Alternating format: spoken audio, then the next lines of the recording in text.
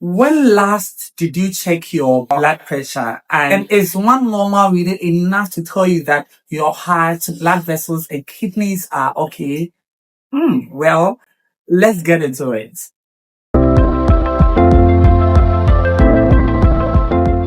Welcome to Checkup. I am Dr. Paul Lesiama, a medical laboratory scientist, and today we are talking about something many of us probably check, but perhaps don't understand well enough. Hypertension. Hypertension basically means high blood pressure. And when we talk about blood pressure, simply put, is the force of your blood pushing against the walls of your blood vessels as your heart pumps. And so the force at which it goes, that is what we call blood pressure. And you will see two numbers on your blood pressure meter, normally as 120/80 as a normal result. The first number, 120, represents the pressure when your heart contracts, called the systolic. And the second one represents the pressure at which your heart relaxes, called the diastolic. In this case, the 80. One thing you should notice is that if a reading is severely high, especially when accompanied by symptoms such as chest pain, shortness of breath, weakness, confusion, or changes in vision, you'd want to seek an urgent medical attention. But here is the important part.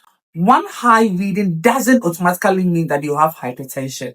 Blood pressure can change because of stress, activity, illness, caffeine, or even situation in which it was measured. And that is why proper measurements and repeated readings matter. Also, one normal reading does not rule out hypertension. Your healthcare professional may recommend repeated measurements or home monitoring to get a clearer picture. Persistently high blood pressure can gradually damage important organs, and that is where the lab comes in. When someone has hypertension, the laboratory investigations can help healthcare professionals look for associated conditions and access organs that may be affected. And so some of the tests that we may do include one, kidney function test, where we look out for creatinine, EGFR, electrolytes, which provide information about your kidney function. The second one is your blood glucose or the glycated hemoglobin to check for diabetes or abnormal glucose regulation. I have an episode on HbA1c, so you'd want to check that one out to get more enlightened about diabetes and HbA1c.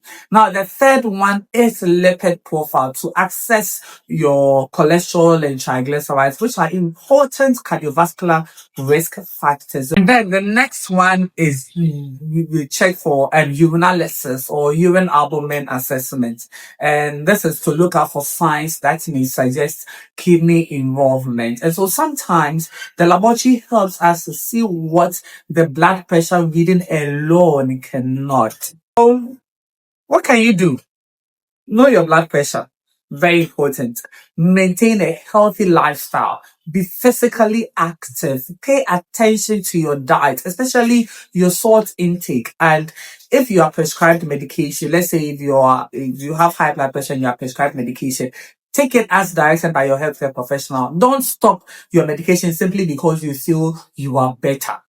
Check your blood pressure, know what the readings mean, and when necessary, get the appropriate laboratory investigations. I am Dr. Paul Lesiama, a medical laboratory scientist. Follow us for more life-saving health tips backed by laboratory science. Do well to follow us and like, comment, and let's get interactive. Check up, save lives. See you in the next episode.